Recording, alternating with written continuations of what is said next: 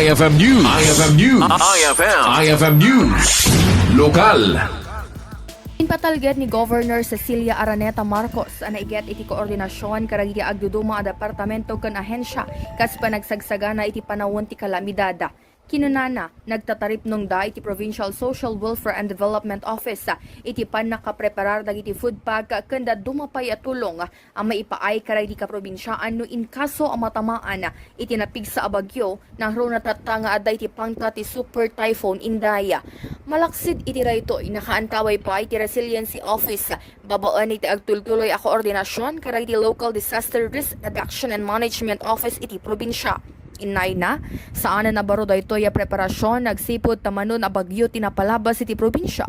Rason na nakasagana dagiti maseknan nga opisina ken ahensya para iti disaster response. To prepare all whatever needs to be prepared. Ano na rin natin parang meron na rin tayong parang clockwork.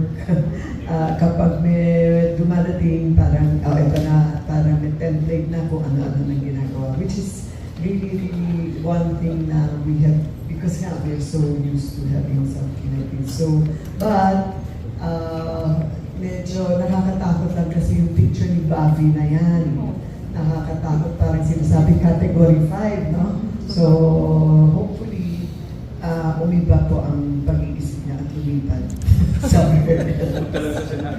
Imunan nga inrakurak ti Resiliency Office ang nagkasagana da para iti sasangbay ti bagyo manipod kada iti heavy equipment, rescue boat kan iti emergency response team iti tunggal munisipalidad.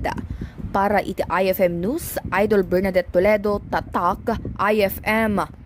IFM News. IFM News. IFM News. Lokal.